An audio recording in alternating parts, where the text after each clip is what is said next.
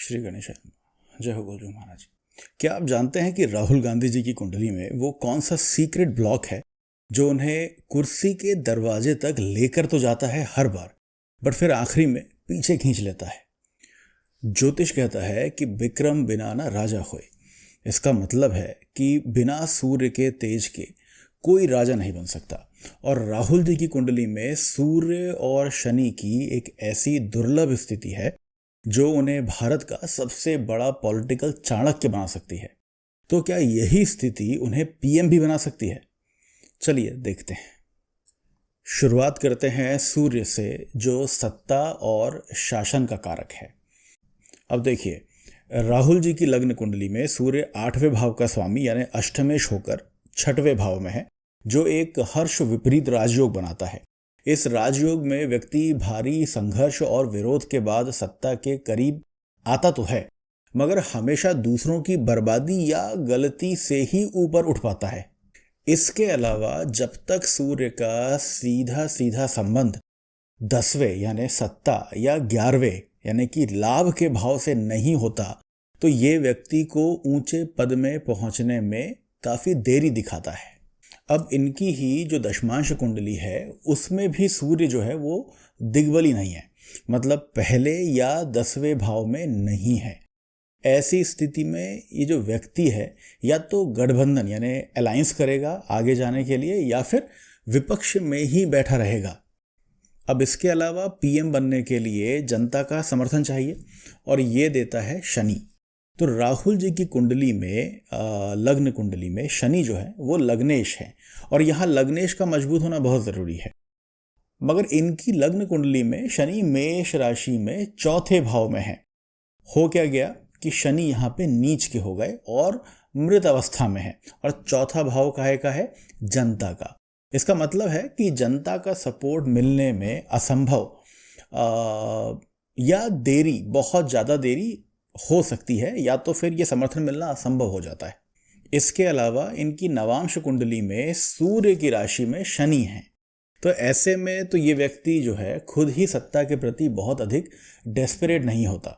हाँ, मगर इनकी दशमांश कुंडली में शनि जो है वो मिथुन राशि में बैठा है, तो यहाँ जो है शनि मजबूत हैं। इन्हें राजनीति से शनि कभी बाहर तो नहीं आने देंगे। अब इसके बाद इतने बड़े पद के लिए साहस और निर्णय क्षमता बड़ी मजबूत होनी चाहिए, और ये देता है मंगल। अब राहुल जी की इनकी लग्न कुंडली में मंगल जो है वो 6वें भाव मिथुन में बैठा है। ये शत्रु हंता योग बनाता है, और नवांश में मंगल जो है वो सिंह राशि में बैठा है, जो मंगल को बहुत स्ट्रांग बनाता है। सिंह राशि जो है वो सूर्य की ही राशि है। ये उन्हें क्षत्रिय जैसा साहस देता है, और यही वो कारण है कि ये विरोधियों के हर षड्यंत्र से बार बार बाहर आ जाते हैं या उसे विफल करने की क्षमता रखते हैं। अब इतना सब होने के साथ साथ जो सबसे इम्पॉर्टेंट है राजनीति में वो है कूटनीति या रणनीति। ये राहु का काम है। अब इनका जो राहु है वो दूसरे भाव में है, जो वाणी का स्थान है। तो राहु यहाँ भ्रम या विवाद पैदा करता है। ये जो बोलेंगे वो गलत दिखेगा या बहुत ज़्यादा विवाद खड़ा कर देगा। लेकिन इस भाव में राहु ऐसे व्यक्ति को गुप्त रणनीतिकार भी बना जाता है। अब राहु कुंभ राशि में है, जो राहु को प्रिय है, और यहाँ से ये दृष्टि डाल रहा है 10वें भाव में, जो सत्ता का है। तो ऐसे में ये जो राहु है ये व्यक्ति को अचानक ऐसी लोकप्रियता दे सकता है जिसकी किसी ने कभी कल्पना ही ना की हो।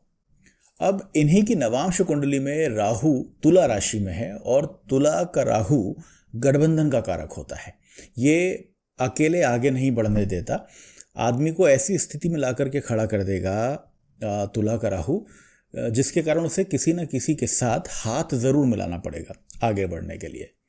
अब आगे देखिए कि किसी भी कुंडली में 10वां भाव जो है वो राजस्थान होता है, यानी राजगद्दी की जगह है। राहुल जी की कुंडली में इस भाव के स्वामी शुक्र हैं।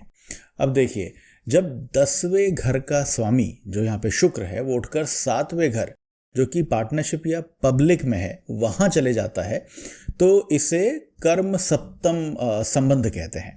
ये बिल्कुल गठबंधन की तरफ ही इशारा करता है। अब 10वें भाव में एक्चुअल में बैठे हुए हैं गुरु, और वो भी वक्री हैं। तो गुरु राजा नहीं बनाता, राज पुरोहित या फिर सलाहकार बनाता है। कुल मिला के उनके जो 10वें घर का स्वामी शुक्र दशमांश में तो गठबंधन दिखाते ही हैं, पर नवांश में वही शुक्र नीच का हो जाता है। इसका मतलब है कि सत्ता का सुख भोगना उनके नसीब में कम है, सत्ता का काम करना उनके नसीब में बहुत ज्यादा है। इसके बाद सबसे इंपॉर्टेंट है दशाएं। देखिए, अगर ग्रह गाड़ी हैं तो दशाएं उन गाड़ी का ईंधन है, फ्यूल है। ग्रह कितने भी अच्छे क्यों ना हो, मगर जब तक दशाएं अनुकूल नहीं होंगी उनका कोई आपको असर नहीं दिखेगा अपनी जिंदगी में।